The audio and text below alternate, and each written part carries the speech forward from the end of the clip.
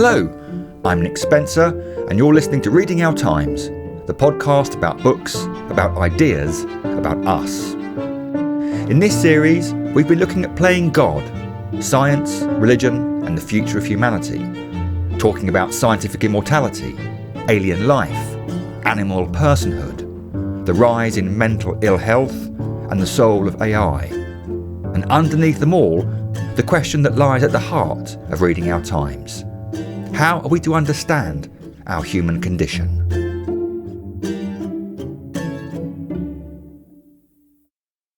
Many of the issues we've been talking about in this series, the soul of AI, the prospect of scientific immortality, the value of a life, our perception of mental health, the rights of animals, have gravitated to one big question, the question of personhood.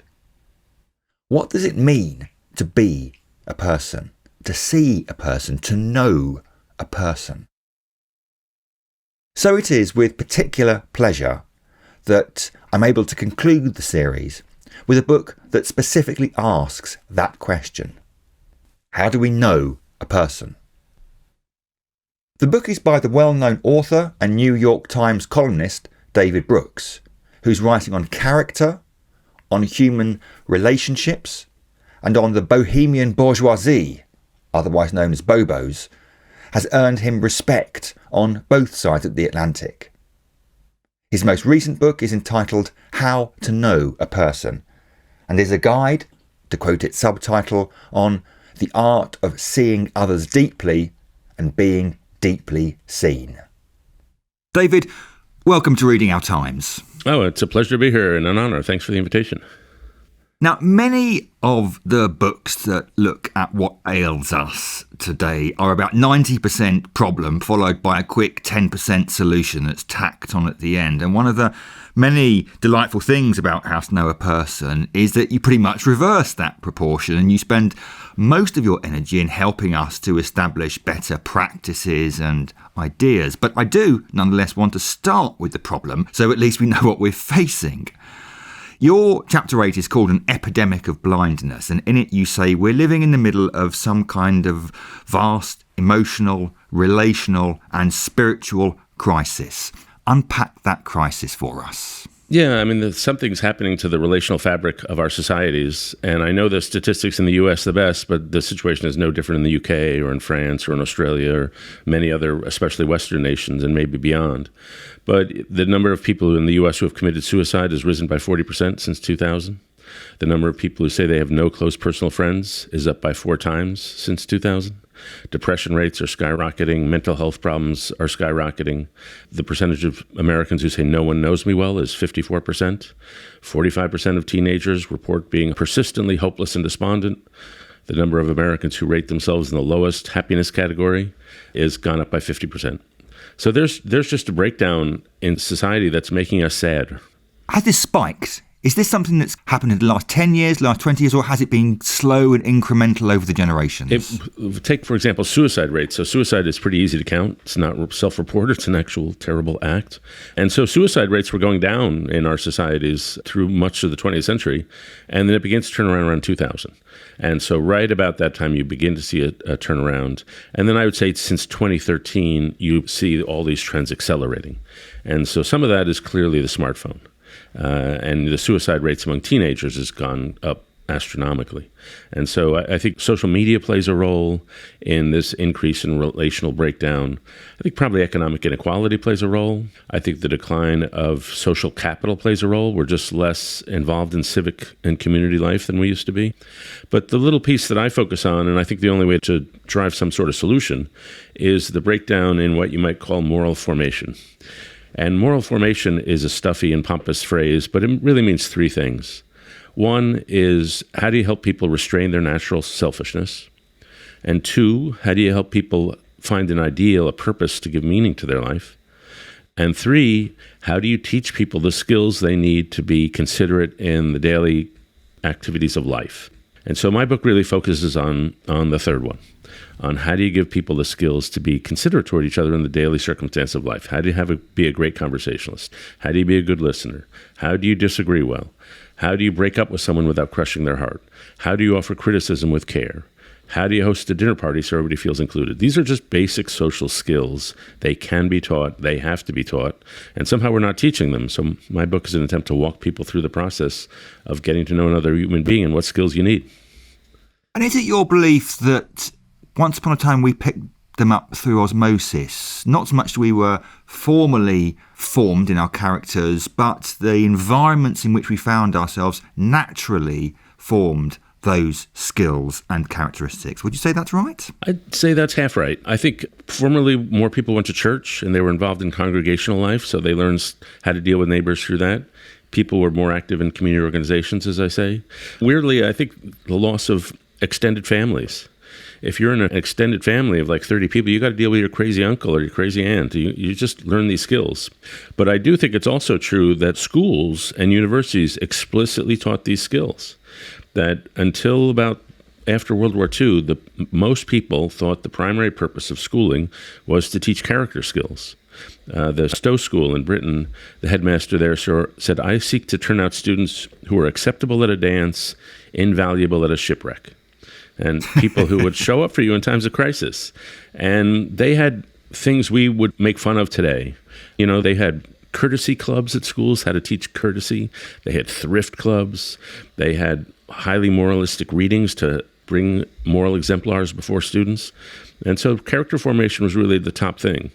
And then right about 1945, in my view, a new ethos settled upon our societies. The old ethos was human beings are wonderfully cooperative, but we're also deeply sinful. And if you're going to make a democracy out of sinful, selfish creatures like ourselves, you got to do formation. After World War II, a new ethos settled on society, which is people are basically good. We all have a little angel inside, and all we need to do is get in touch with our little angel to self-actualize. And so a lot of institutions like the Boy Scouts and the Girl Scouts that were in the character formation business got into the self-actualization business.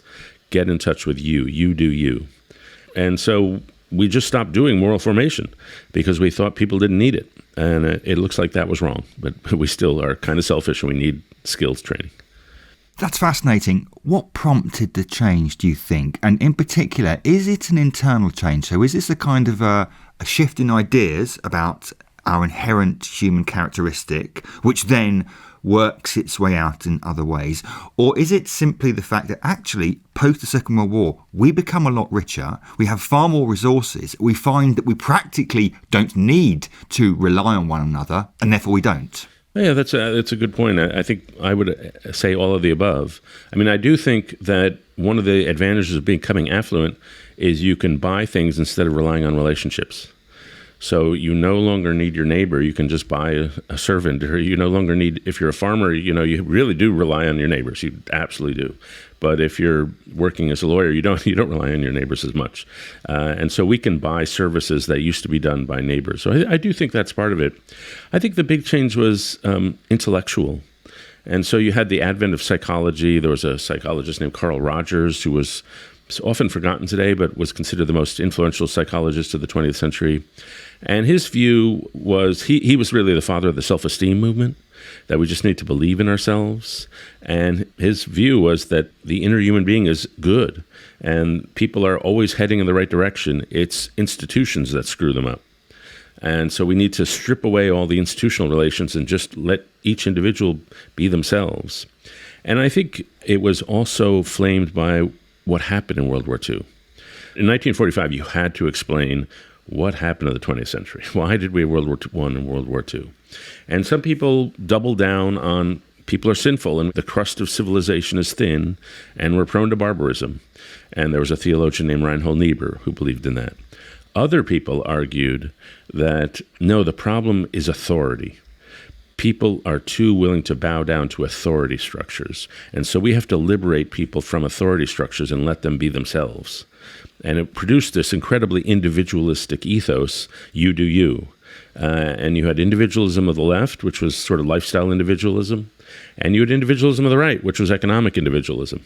But it was all individualism all the way down. Yes. And so I think it made us, as Charles Taylor would say, buffered selves. Yes. We were just cut off more and more from the people around us. And we saw the loss of community and finally the loss of skills that make community possible. You don't go there in the book, but this seems to me to be Hobbes and Rousseau all over again, just 250 or so years later, a shift from a sense that human life is naturally solitary, poor, nasty, brutish and short. And as Hobbes had it, we had to impose authority then, to a century or so later, Rousseau saying, we're naturally born free and idyllic, and it's the imposition of culture and institutions that are corrupting us. Historical ideas replaying in the 20th century, aren't they? These debates are ongoing. And the other debate, I'd say, that goes back to the Enlightenment, is that in the Enlightenment, people had learned from the wars of religion, what lesson do we draw? And it's a little like, what lesson we draw from the 20th century? And some people in France mostly decided religion is bad, reason is good. And so we should be as rational as possible. Other people in Scotland and Ireland primarily said, no, reason is not trustworthy. As David Hume said, reason is and ought to be slave to the passions. Our emotions, our passions, our sentiments are reliable. Our moral sentiments are reliable if we train them well. But the key instinct is if we train them well. And our emotions, our moral sentiments, what to admire, what not to admire, those are trained in families, those are trained in neighborhoods, those are trained in schools, by the formation of habits. And so I think the Scottish Enlightenment has been completely vindicated by science, and the French Enlightenment has been not vindicated. It's been refuted. There's a great book called Descartes' Error about this error, believing that reason is separate from the emotions, and it's not true. Now, absolutely critical word in all this, as one would guess from the title, really is person. We've talked about moral formation. You talked quite early on about a culture of creeping dehumanisation. But actually, it seems to me that the pivotal word in the book is person. And it is a depersonalisation that I think is perhaps most pertinent here. What is a person? Yeah, I'm so glad you asked. You're the first person on my book tour to ask me that question, and I also think it's pivotal. And when I was teaching this book as a class at Yale for a couple of years, and I would ask my students, "What is a person?" And in all the times I asked that question, nobody had an answer. You would think it's kind of a fundamental thing, like what is a person? And I would say a person is two things. And the first, and this will sound religious, but it can be and it cannot be, that a person is first of all a soul. Inside of each human being, there is some piece of them that has no size, weight, color, or shape, but gives them infinite value and dignity. That we're not equal in the level of brain power or muscle power, but we're equal in the level of our souls. And if you believe in God, you believe that soul was implanted by God himself. You believe that person was made in the image of God. But I think you have to recognize the dignity of each person, that there is some transcendent spiritual element, even if you're an atheist, that inside each person, so each person is not just a bunch of molecules. The second thing a person is a point of view. We take the experiences of our life and we build models in our head that help us perceive the world, that help us interpret the world, that help us decide what we really value. Aldous Huxley wrote that experience is not what happens to you, it's what you do with what happens to you. So we take all the pains we've endured, all the joys we've endured, all the books we've read, all the podcasts we've listened to, and we use them to complexify the models in our head. And those models are not only how we interpret the world, they literally determine what we see. It feels like perception is a process of taking in data, and then like an old camera, the light flows into our eyes and it gets recorded on film. But that's not how perception works. Perception is a process of prediction and correction. You walk into a coffee shop and you think, what did I see the last time I was here? And you send out these predictions of what you expect to see, and your eyes check back and determine whether that's what you saw, and then they correct. And if you don't predict to see something, you will not see it. And the famous experiment that shows this is the gorilla experiment. I'm sure many people have seen it. You go on YouTube, and there's a video where they ask people to pass a basketball around. Like 5 or 6 people are passing a basketball, and people are told to count the number of passes. And then after the video is played, the researchers ask the research subjects, did you see the gorilla? They said, what are you talking about? I saw a basketball game. They said, watch it again. And this time when they have the concept of gorilla planted in their brains, they see that a guy in a gorilla suit walked in the middle of the game, waved his arms, and walked off. They did not see it before because they did not predict it. We don't see with our eyes, we see with our whole life. And a person is a point of view. And if you want to understand a person, it's precisely that subjective layer you have to understand. It's not what happened to you, but how did you interpret what happened to you? Yeah. You quote a good friend of mine and of the programme, Ian McGilchrist, that he has made popular through his work, that attention seeing is a constructive and a creative exercise. It's not just a passive reception of what's going out in the world. Yeah, and Neil Seth, a neuroscientist, who's also British, says perception is a controlled hallucination. We're creating a hallucination of the world that we are trying to control and make it accurate as possible. One more question on personhood. That phrase, that word person, is quite closely associated with Roman Catholic theology, with personalism, with a brilliant Thomist philosopher, Jacques Maritain, who wrote a definitive book on humanism, and it was seized on by Pope Pius XII, I think, in the 1940s, and it's become central to Roman Catholic thought. There wasn't foregrounded in the book, but is that in the back of your mind when you're talking about personhood? Yeah, very much so. So I really believe in personalism. There's a book by, I think his name is Emmanuel Mounier, called Personalism. And John Paul II was a personalist philosopher. And I think some of the philosophers that really informed the book, and in the background or in some cases in the foreground, I would include Simone Weil, who saw that attention is essentially the moral act.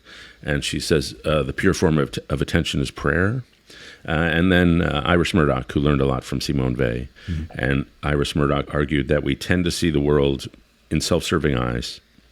And our goal as humans to lead a decent life is to cast a just and loving attention on others. And so she emphasized, male moral philosophers like Kant built these vast abstract moral systems that were designed to be logically impregnable. But to me, it's no accident that women, particularly Weil and Iris Murdoch, they were more aware of the local systems of care that governed day-to-day life. Yeah. And a lot of the male philosophers were blind to those systems of care. And so Murdoch is very much a hero of mine for focusing attention on that morality is not always the big things. It's the way we greet people every second of every day. Yeah.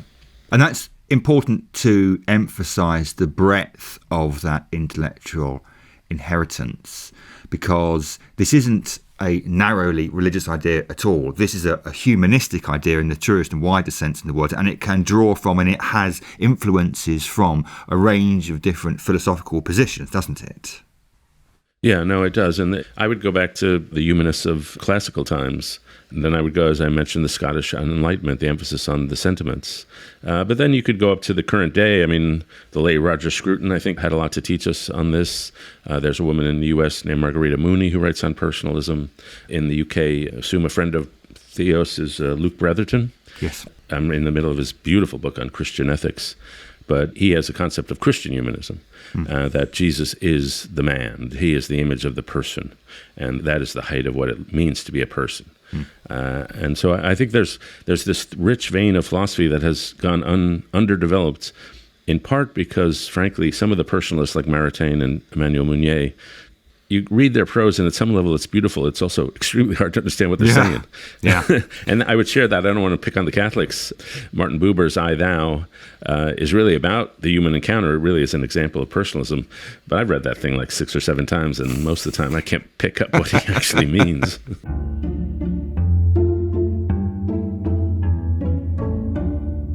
Now, I want to pick up on those two definitions or descriptions of the person and draw out one particularly, I think, critical element of it. You talk about the person as a soul. It is possible in our current intellectual climate to interpret both those in individualistic ways. In fact, sometimes people often use the word soul in a thoroughly individualistic way. But throughout the book, you're at absolute pains to emphasise that the person is an inherently, inalienably relational concept. And if we're talking about a point of view or talking about a soul, it makes no sense to do so in isolation from other points of view and other souls, right?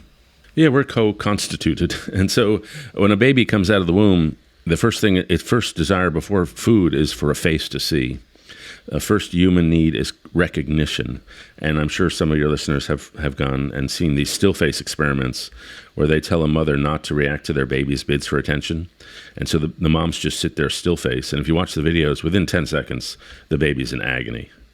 They need recognition. We need recognition as much as we need food and water because we need to survive. And our ideas, there's no such thing as thinking for yourself. The very language we think with is an inheritance from others. Yes. And so the simple example of telling your life story. Very few of us sit down and craft a story of our lives. We interpret the story of lives first when people ask us. And when you ask someone to tell them the story, you're giving them an occasion on which to actually begin to construct their story. But it's always done in dialogical form. And then we see ourselves the way others see us. Introspection is a very flawed technique. We just don't know what's going on in there. And when we seek what we call introspection, most of the time we're just telling ourselves fairy tales. But it's more accurate, and to know yourself is to know how other people know you. And your friends often have a better grip on who you are than you do. And so we mutually are co-constituting ourselves all the time. And that's why the attention is such a, as Ian McGilchrist says, such a beautiful moral act. When we see someone, when we shine the brightness of our attention on someone, we bring out different versions of them. If we see potential in someone, suddenly they'll see potential in themselves. Yes.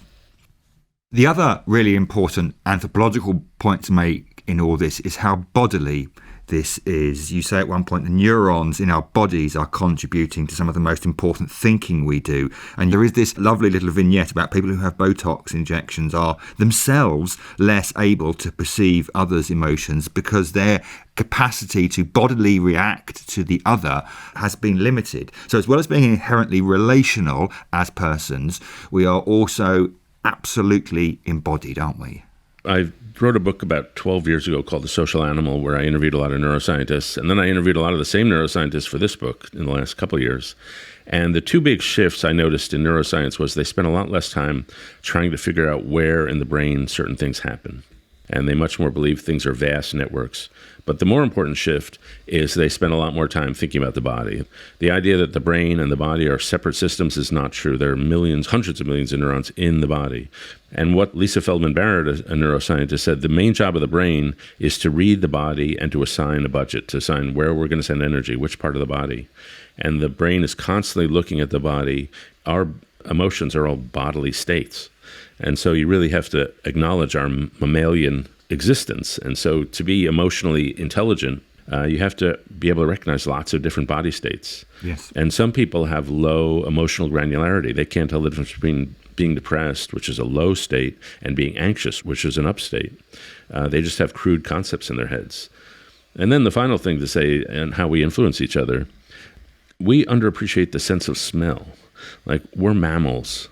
And so we're constantly smelling each other, not over Zoom or over a podcast, unfortunately, but it's a vital form of communication. I read somewhere that people who lose the sense of smell suffer greater emotional deterioration than people who lose the sense of hearing and sight, because we're constantly sending messages to each other through our noses. Yes.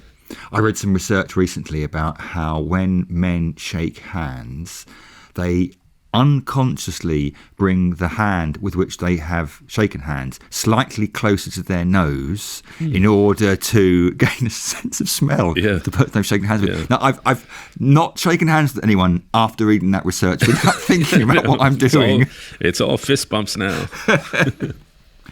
So we've talked about the situation we face, and we've talked about the impact it's having on our personhood. But as I said, a great deal of the book is focused on how we respond to that. And I want to talk about that and do so by picking up on two of the verbs in your title, knowing and seeing. Talking about knowing, first of all. Now, you repeat, I think, on a couple of occasions, a slightly gnomic, but I think quite profound statement that every epistemology becomes an ethic. What do you mean by that? Yeah, I got that from Parker Palmer, an educator in the States. And he says, every epistemology becomes an ethic. Our way of knowing becomes our way of being in the world. So if I know the world in an objective, detached way, I become a cold and detached person. If I know the world in a loving way, then I become a loving person. And one of the virtues of the Bible is that the word to know in biblical understanding encompasses a whole range of different activities, from rational understanding to studying to entering into covenant with to having sex with. It's a whole body experience. And so the Bible, frankly, like Chinese culture and many other cultures, doesn't make this distinction between reason and emotion, between cognition and what we ludicrously call the non-cognitive skills. But everything's cognitive. And so to know involves an emotional, a moral, spiritual, and intellectual embrace, not just an intellectual embrace. And if you want to know a rock, maybe you can study it coolly and objectively. If you want to know data about groups of people, then you can reduce things to data. But if you want to know one individual human being, data doesn't help you much. Yeah. And a cool, detached posture of a scientist doesn't help you much. You have to enter into a conversation with the person. You're not going to be able to guess the subjective reality of another human being. You have to talk to them about it. I don't think you can possibly overemphasize the significance of that point, can you? The scientific epistemology, which has proved so very, very successful over the last 200 years, is predicated on a self-withholding, a removal of the self from the act of knowing. Whereas, as you say, any personal encounter has to be predicated on a sense of self-giving. And if the former, epistemology, eclipses the latter, we get into a situation where we share a society with people whom we can only ever know as objects. Right, exactly, and I'm glad you made that point. And in some ways, like it sounds like you and I both spend a lot of time reading academic studies, and they're useful, but there some ways they can be blinding. So if I know the academic subjects on the study of American Republicans, and I learn that somebody's an American Republican, suddenly I think I know all sorts of things about them because I know what correlates with being an American Republican. And maybe across populations that's more likely than not to be true, but it's not the way I get to see a person. I heard about a lady who's a big Trump supporter. She's a lesbian biker who converted to Sufi Islam after surviving a plane crash. And so, what stereotype does she fit? And of all the books I've read of academic studies, set them on one side, and then set all the memoirs I've read by people describing their own life. Each memoir is way more interesting and more unpredictable than all the academic studies. And similarly, conversations with people, if you have good conversations, they're wildly unpredictable. And the generalizations we make about people rarely apply to the individuals right in front of us.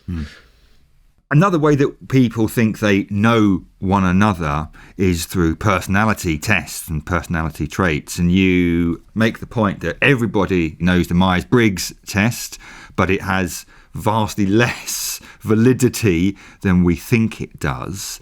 And actually a better way of at least beginning to grasp the variety of human personhood is with what we call 5 big traits: extroversion, conscientiousness, neuroticism, agreeableness, and openness. How useful do you think they are in helping us to know another person? Yeah. I think they get you part of the way. It's like a template. It's very useful when you're studying a person to have certain concepts in your head. So if you're a sommelier and you like wine, you have a certain concept in your head, minerality or acidity, and you can use these concepts to identify what you're tasting. And so it's useful to have concepts in your head. And so, for example, if I meet someone who's super organized and super self-disciplined, they go to the gym every time they say they're going to go to the gym, then I've probably met somebody who's high in conscientiousness. And that's helpful for me to know they probably are going to do well at work. Conscientiousness correlates with doing well at work, doing well at school, being self-disciplined, being great at organizations. But you could be a conscientious nun or a conscientious Nazi. That trait doesn't determine who you are. And so, for example, one of the people I describe in the book as extreme extroversion is the former U.S. President George W. Bush. And when he was 4, he'd go to Sunday school. Instead of politely greeting the teacher, he was like, "Hey, sexy lady, you're looking hot today." And he was just like, I've interviewed Bush a few times, and he erases social distance between people. But he also was probably a little low on openness to new experience. He wasn't a big reader before becoming president, though he tried to remedy that. He didn't have a lot of different theories in his head about different things. If you asked him about something, he would give you one answer and move on. And so there's a guy named Dan McAdams who theorizes that his high extroversion led him to the White House, but low curiosity led him to make the mistake of invading Iraq. Mm-hmm. And so having those concepts in your heads helps a little to understand. So it helps me have that concept. I'm going to know some of the traits, but I still have to check to see where the individual fits the traits and where the individual doesn't fit the traits. Yeah. Yeah, because you're doing damage to their personhood by reducing them to traits. The traits may give some indication of who they are, but they're not going to tell you who they are. Yeah, the trick is to have basic informed views of what human nature is, how humans tend to operate, and then apply those traits, but not be slave to them. Yeah. And let's look at this other very important verb, seeing one another. We've already talked a bit about seeing and how it is a creative process. You refer to perception as a generative act at one point in the book. And you also make quite a play of whether we can behave as a diminisher or an illuminator. Tell us about those two roles, those two behavioural traits. At one point in the book, I say the subtitle is The Art of Seeing Others Deeply and Being Deeply Seen. But if I wanted to be more literal, it should have been I'm hearing others deeply and being deeply heard. Because most of getting to know a person is conversation, not like trying to see them and then imagine what's going on in their head. That does not work. Yep. And so a diminisher is someone who's incurious about others, who's egotistical, he stereotypes, he ignores, he makes you feel unseen. And I found that I sometimes leave a party and I think, that whole time, nobody asked me a question. And I've concluded that only about 30 or 40% of human beings are question askers. The rest are presenting themselves and they want to appear impressive, but they're just not questions. They're just not curious. An illuminator, on the other hand, is very curious about you, does have this knowledge of how humans operate, and makes you feel seen, heard, and lit up. The illuminator has the ability to get inside your head and see things a little from your own point of view. To really see someone, you have to see how they see the world. And so an example is E.M. Forster, the novelist who lived over a century ago, I guess. And his biographer wrote of him was to engage with him was to be seduced by an inverse charisma, a sense of being listened to with such intensity, you had to be your best, most honest, and sharpest self. And so that's just a great skill to have, that ability to listen that intently. And then there's a story, which is probably apocryphal, but which I tell in the book because it makes the point, about Jenny Jerome. And Jenny Jerome would later go on to become Winston Churchill's mother. But when she was a young woman in Victorian England, one night she was seated at a dinner party next to William Gladstone, the Prime Minister. And she left that dinner party thinking that Gladstone was the cleverest person in England. And then sometime later, she was at another dinner party, and she happened to be seated next to Gladstone's great rival, Benjamin Disraeli. And she left that dinner thinking that she was the cleverest person in England. And so it's good to be Gladstone. It's better to be Disraeli, to make other people feel appreciated and brilliant. Mm-hmm. There's one other question I want to ask before I draw our strands of our conversation together, and that's with regard to time.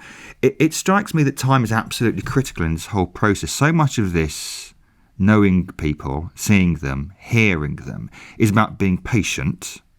Yeah. And it's also about being present as well. It's making the time to be there. And you won't find a person today who doesn't somehow, rather say that they're enormously time pressured and they've got to pack an awful lot into the day. It strikes me that that's one of the major tensions. Actually, we've got vastly more time than our ancestors did, if only because we live twice as long on average. Right. And yet we've convinced ourselves that our time is very, very precious and very, very limited. And therefore, we seem less inclined to have that patience and give that presence, which is central to building one another's personhood. Yeah, I'm the worst. I when I pull into a gas station to fill up my tank with gas, a little thought always enters my mind, you got 90 seconds while the gas is filling up. You can get 2 emails done. Yeah. And so that's a horrible efficiency mentality, and it's the enemy of the patience we need to get to know someone. First, we need patience because you can't really get to know someone. Like some of the questions I have in the book, it really requires trust and familiarity. And so like some of the questions to get to know somebody is like, what would you do if you weren't afraid? What role does fear play in your life? How do your ancestors show up in your life? How were you formed by your heritage?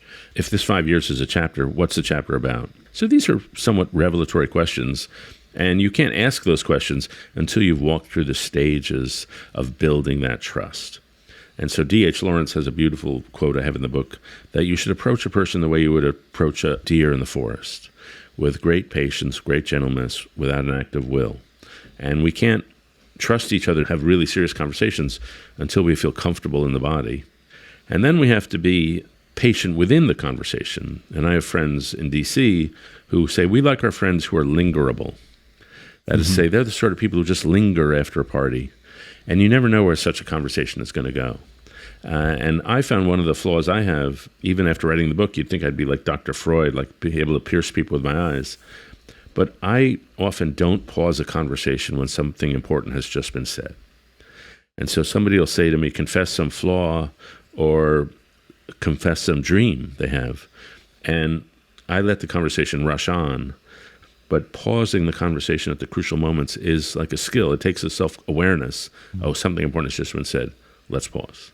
Well, that leads on to my concluding question, really. I mean, there's an awful lot of it we haven't talked about, not least some of the techniques. That sounds a bit too kind of technocratic a word, but some of the approaches that we can take to see, hear and know another person, and not fearing the pause is one of them. And you talk also about the importance of being a loud listener, of asking open-ended questions, of finding the disagreement that's actually under the apparent disagreement.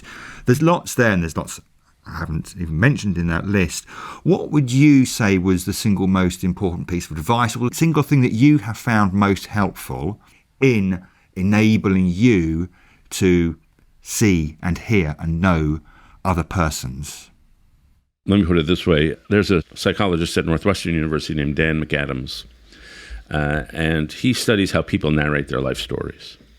And so he'll bring research subjects into his office, and he'll ask them, tell me your high points of your life, the low points of your life, the turning points of your life.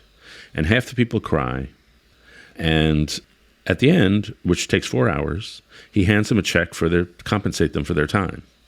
And a significant chunk of people say, I can't take money for this. This has been one of the best afternoons of my life. And he has learned over time that people have never had the chance to tell their story. And if you respectfully give them the chance, they're thrilled, they're ecstatic, they love doing it. And so a lot of us walk through life, especially those of us who are more emotionally reserved or come from cultures that are more emotionally reserved, and I'm looking at you, Great Britain, that we think we'll be invading privacy. And so we don't ask, and we don't have these conversations. We don't go deep. We underestimate how much we'll enjoy, even talking to strangers. We underestimate how quickly people want to go deep, and we underestimate how vitally important it is to our lives that we understand the people around us. I have to say, from a personal point of view, that really does resonate. Many years ago, I used to work as a qualitative researcher, involved moderating focus groups, getting 8 strangers in a room, getting them to talk about whatever topic. And as you rightly say, being English strangers, they were kind of withdrawn into themselves.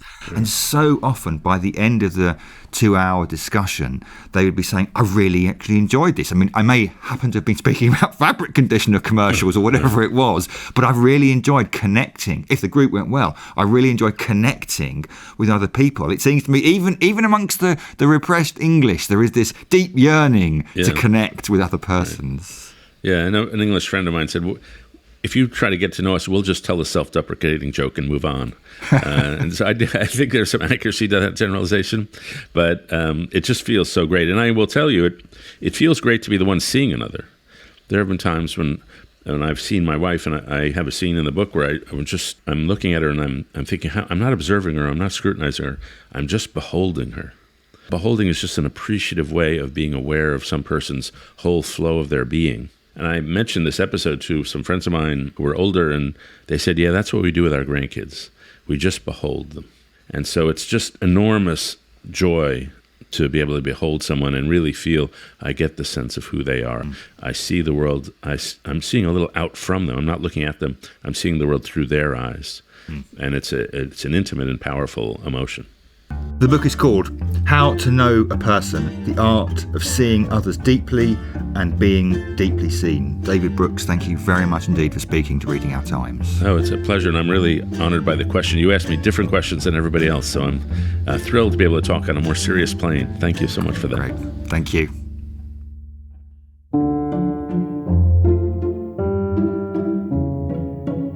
You've been listening to the final episode in the series of Reading Our Times from the think tank Theos. I want to express my thanks to all my guests this series: Andrew Davison, Stephen Cave, Eve Poole, Mark Rowlands, Abigail Schreier, Jenny Kleeman and David Brooks. And also to my special guest interviewer, Chinny MacDonald. I want to give a particular thanks to my brilliant producer Phil Bodger, and to Nina Humphreys for her wonderful theme music. And to the whole team at Theos, Daniel Turner, Fiona Hanscom and Jenny MacDonald. And I want to thank you for listening. I hope you've enjoyed the series, and I hope it's encouraged you to go out and buy and read some of the books we've been talking about. We'll be back for another series in the autumn, but until then, take care.